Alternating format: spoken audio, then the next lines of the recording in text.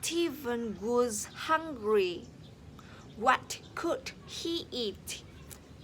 He looked in the refrigerator. He saw some orange cheese.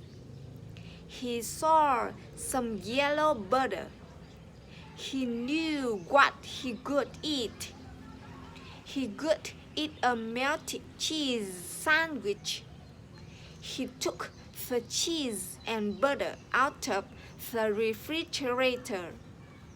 He buttered 2 slices of bread. He slices the cheese and put it between the 2 buttered slices.